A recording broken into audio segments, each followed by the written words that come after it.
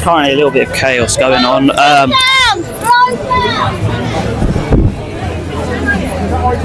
There's loads of mainstream media here today.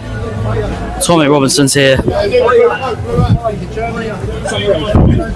Yeah. What's your name? Where are you from? ITV. Can I just ask you a couple of Can I see some? You can, we'll go back and forwards with questions. That's how this will work. Yeah? I've been here today. You spoke to women here today.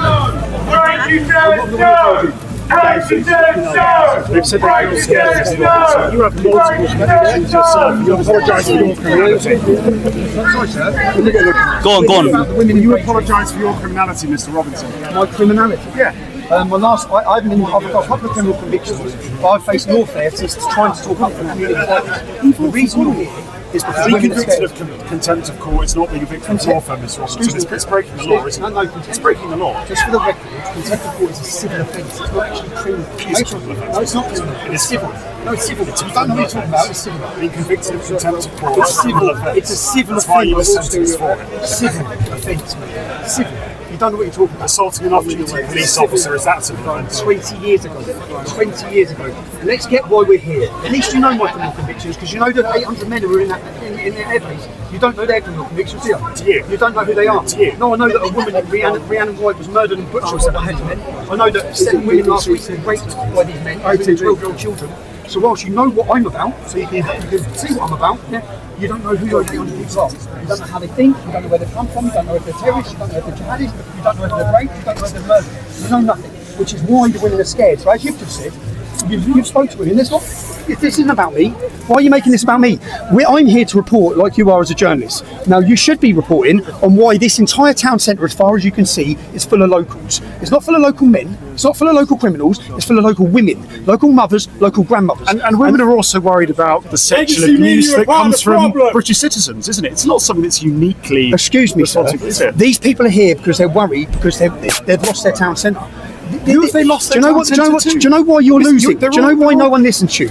This is why no one listens to you. No one listens to me at all. No, they're not going to listen to you either. You have an opportunity to come here today as a media, and you have an opportunity to give a voice to the voiceless. The voiceless are the women that are telling you how scared they are. You just said they're telling you how scared they are. And rather than come and tell the story of these women, you come and want to attack me over something I'd done 20 years ago when I had a punch-up in the street 20 years ago. I'm asking you why you're the one to lecture the public. I'll tell you why. I'll tell you why. You have no respect. Listen. I'll tell you why. Because you're not coming here to give them a voice. You're coming here to smear them. You've spoken to multiple women coming today, here to and smear. I'm very happy to speak. So why are you making it about me? Why aren't? Okay, let me ask you. You're saying that women don't feel safe. Should they feel safe? You are somebody. Should women feel safe in the city centre? Of course, women should feel safe in the city centre. Do you think? Do you think it's right that undocumented men that we know nothing about are busting into this town centre in their hundreds every week? Do you think that's right? I'm not here to answer your question. Do you think it's right? Do you think it's right as a man? As a British man, you're speaking to scared women. Should they be scared? Is it right they're scared in their own town? My question to you is, I'm asking you a question. Why are you choosing to focus? I'm asking you a question. Why don't you answer the question? I'm asking you a question. Is it right that mothers, grandmothers and children are scared in this town centre? Is it not right that anyone feels scared? My question to you is, why choose to focus on 600 people in Wethersfield Asylum Centre rather than the thousands of people every day who are convicted of sexual offences? I'll tell you why. Because you could say this about violence against women and girls. I'll tell you why. These men are from Sudan, legal age for marriage 11. These men are from nations like Afghanistan. 99% of them want Sharia law. That means they want to subjugate women. 99% of them want Sharia law. Where'd you get that? That's a Pew Research. What do you mean pure research? Pew Research. P-E-W, the biggest research and most recognised research there is. 99% of Afghanis in Afghanistan want Sharia law. When they come here, do you know what Sharia law is? Yes, they do. Fact. Do you know what Sharia law is? Do you think all of the Afghan interpreters who work with the British military wanted Sharia law? 99% of them would have done, yes. 99% of the Afghans. I'm telling you, fought for British soldiers in Afghanistan want Sharia law. Can I ask you? You're a journalist. What do you know about Islam? I'm asking you. Have you read the Quran? I'm not. Have you read the Quran? I'm not here to answer your question. So what you're going to do is you can discuss. Please subscribe to MY Chanel. What you're seeing in this exchange is not just an argument between Tommy Robinson and a journalist. It's a collision between two completely different worldviews about immigration, culture, religion, and the role of the media. And that clash is becoming more intense by the day. The conversation quickly turns to Islam, Sharia law, and Afghanistan. Robinson challenges the journalist directly, asking whether he even understands the beliefs and cultural background of the people being discussed. He raises the issue of Afghan interpreters who worked alongside British soldiers and questions the idea that they all support Sharia law. The journalist pushes back, demanding evidence and accusing Robinson of making sweeping claims without proof. This is where the exchange becomes revealing. Robinson isn't really trying to win an academic debate. He's making a broader point about trust. His argument is that journalists speak confidently about cultures, countries, and belief systems they have never lived in, never experienced, and never studied deeply. When he asks whether the journalist has read the Quran or spent time understanding Afghan society, he's not just being provocative. He's accusing the media of surface-level reporting, dressed up as expertise. The journalist refuses to answer those questions, insisting he is there to report, not to be interrogated. That refusal fuels Robinson's narrative. In his view, the media demands answers from everyone else, but avoids scrutiny themselves. He claims this is exactly why citizen journalists have gained influence, because mainstream media has lost credibility by mislabeling ordinary people as extremists. That accusation is central to Robinson's appeal.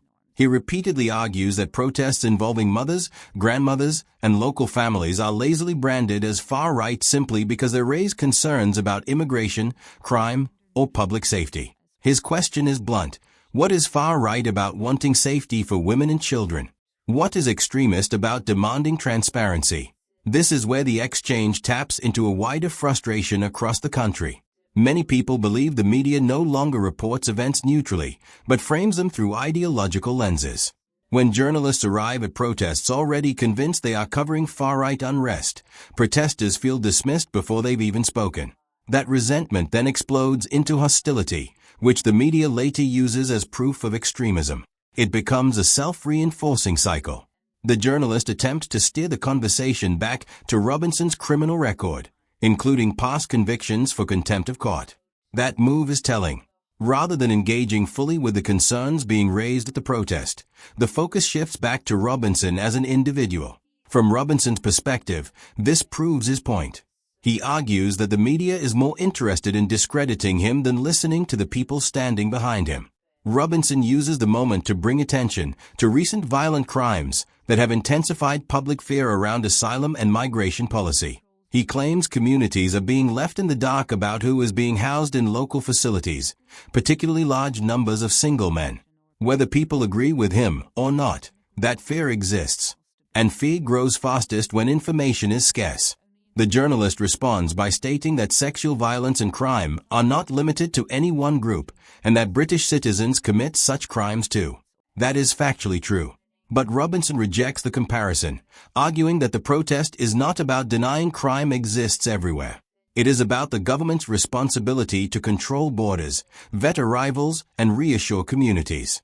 To him, saying crime happens everywhere sounds like an excuse to avoid accountability. As tensions rise, Robinson accuses journalists of smearing both him and the protesters instead of reflecting the concerns being voiced, particularly by women who say they feel unsafe. He claims the media had an opportunity to highlight those fears but chose instead to focus on his past, because it's easier and safer than challenging government policy. Supporters of Robinson see moments like this as proof that large sections of the public are being ignored. They argue that protests are not driven by hatred, but by frustration, confusion, and fear.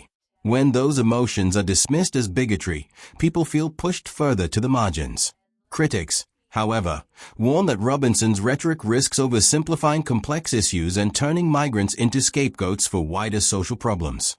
They argue that inflammatory language can inflame tensions and deepen division, and that criticism is not without basis.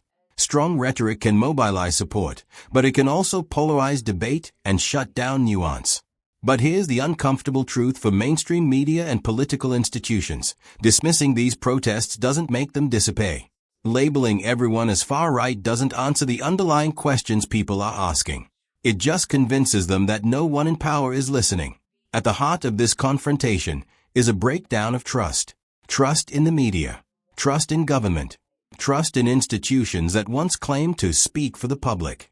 When journalists are seen as hostile rather than curious, when questions are treated as accusations, and when entire groups are reduced to labels, people turn elsewhere for representation.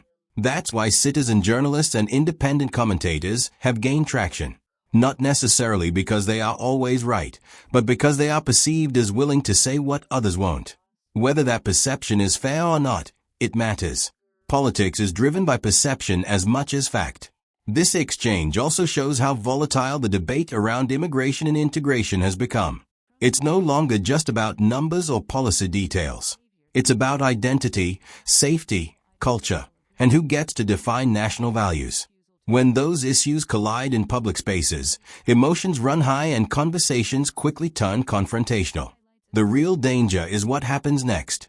If media outlets continue to treat public anger as something to manage rather than understand, resentment will deepen. If protesters continue to see journalists as enemies rather than messengers, hostility will escalate. And if politicians hide behind slogans instead of offering clear answers, the space between institutions and the public will grow wider. This incident is not an isolated moment. It's a snapshot of a country struggling to talk to itself. One side feels unheard and misrepresented. The other fears rising division and misinformation. Both sides believe the other is acting in bad faith. Until there is honest engagement, transparency, and a willingness to confront uncomfortable questions without defaulting to labels, these confrontations will keep happening. Louder, angrier, more chaotic. And the longer that continues, the harder it becomes to pull the conversation back from the edge.